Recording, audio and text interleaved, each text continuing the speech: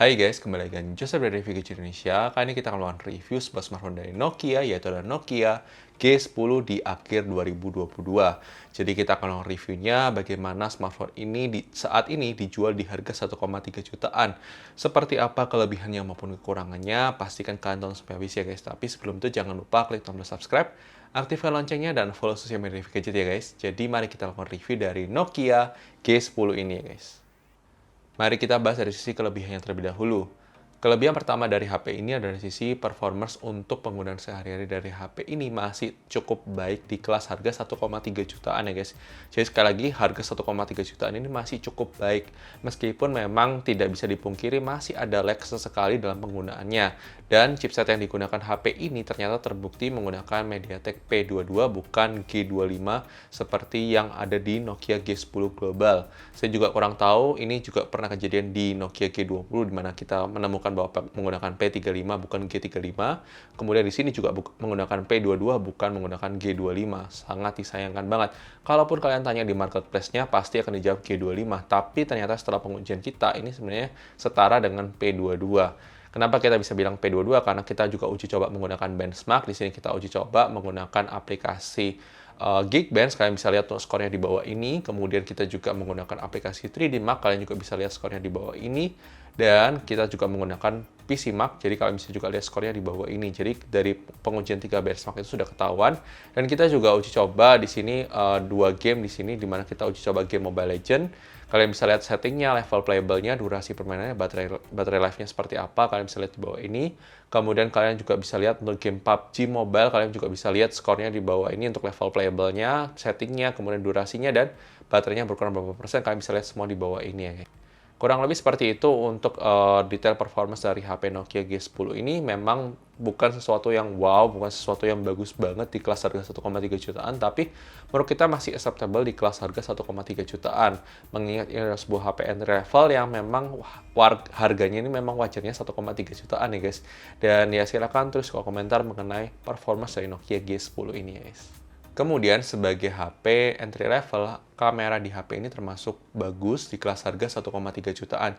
Jadi kalian bisa lihat untuk sampel foto maupun videonya setelah ini, supaya kalian mendapatkan gambaran utuh mengenai kualitas kamera dari Nokia G10 ini guys. Oke guys, ini dia adalah uji coba kamera depan dari Nokia G10.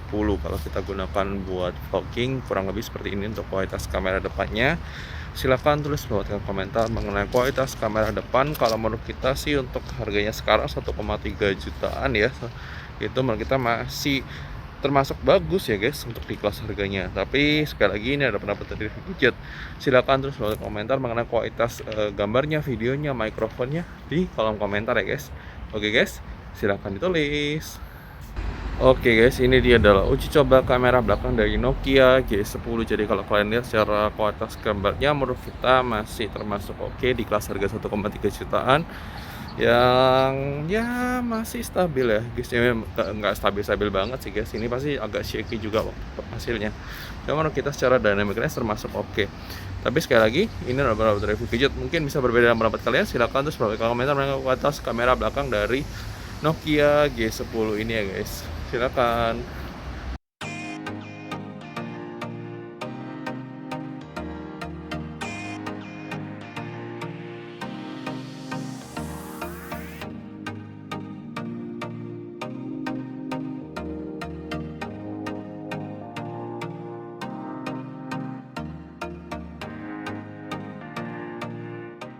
Kemudian kualitas layar dari Nokia G10 ini termasuk bagus di kelas harganya, di mana resolusinya HD+, IPS 60Hz termasuk bagus dan masih cukup jelas dibaca untuk digunakan sehari-hari, buat nonton juga masih oke dan acceptable di kelas harga 1,3 jutaan ya guys. Kemudian dari sisi kualitas single speaker dari HP Nokia G10 ini termasuk cukup baik di kelas harganya, dan kalian bisa dengarkan sampel audionya di video unboxing. Kalian bisa dengarkan sana, kalian bisa cek langsung video unboxingnya supaya kalian bisa dengarkan sampel audio dari Nokia G10 ini guys. Kemudian dari sektor baterai life sendiri, HP ini termasuk awet. Untuk kapasitas baterai 5050 mAh-nya ini termasuk bisa banget dipakai buat hingga 2 hari pemakaian. Tergantung intensitas penggunaan kalian menggunakan sosial media ya guys. Kemudian di sisi waktu charging sendiri, memang HP ini dibekali oleh charger 10 watt yang memang secara impresi sebenarnya biasa saja, standar aja untuk harga 1,3 jutaan. Jadi ya menurut kita ini masih termasuk acceptable di kelas harganya ya guys. Kemudian yang menarik di sini di harga 1,3 jutaan, meskipun awalnya di harga di atas 1,5 juta awal HP ini launch ini, saya lupa persisnya berapa, tapi saat ini turun ke 1,3 jutaan, itu sudah lengkap ya guys. Jadi sudah ada fingerprint scanner, sudah ada face unlock, dan itu sebuah hal yang bagus banget di kelas harga 1,3 jutaan ya guys. Kemudian dari sisi desain maupun build quality dari HP Nokia G10 memang punya kualitas yang bagus banget di kelas harganya, dan menurut kita ini adalah salah satu yang bagus banget di harga 1,3 jutaan. Jadi kalau kalian punya budget 1,3 jutaan, mau desain sama build quality yang bagus, ambillah Nokia G10 ini. Apalagi yang warna ungu ini cakep ya guys. Itu dia tadi adalah kelebihan dari HP Nokia G10 ini. Tentunya HP ini punya beberapa kekurangan yang perlu kita mention di sini. Dimana kekurangan pertama yang kita rasakan selama penggunaan sehari-hari, yaitu adalah yang pertama adalah GPS-nya itu kadang tidak stabil ya guys. Jadi kenapa kita bisa bilang tidak stabil? Kadang itu tiba-tiba lost connection padahal di area terbuka. Dan itu saya juga kurang tahu, waktu kita coba retest lagi dengan perjalanan yang lain lagi, itu aman-aman saja. Jadi perlu kalian ketahui bahwa ini ada isu soal GPS-nya. Jadi mungkin kalau kalian buat driver ojol atau misalnya kalian buat navigasi pakai HP ini, ya itu kalian perlu ketahui ketika kalian beli HP ini ya guys. Kemudian dari sisi storage dari HP ini, di mana storage internal di HP ini tidak bisa ditambah dengan micro SD eksternal. Maksudnya dalam artian kalau misalnya kalian mau install aplikasi di micro SD, itu nggak bisa ya guys. Jadi kalian bisa nambah micro SD tapi hanya untuk penyimpanan doang. Tapi kalau kalian mau install aplikasi di micro SD, itu tidak bisa. Jadi itu mungkin akan menjadi sebuah pertimbangan tersendiri buat sebagian kalian yang storage 32 GB ini mungkin di tahun 2022 akhir agak kurang banyak ya guys. Apalagi dengan sosial media yang makin lama makin banyak makin make data ya guys. Dan itu agak disayangkan aja sih.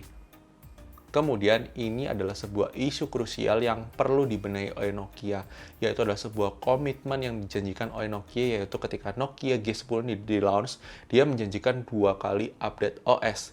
Bahkan sampai saat ini di akhir bulan November, ketika kita buat reviewnya ini, itu tidak ada update sama sekali. Bahkan untuk security update-nya pun tidak ada update.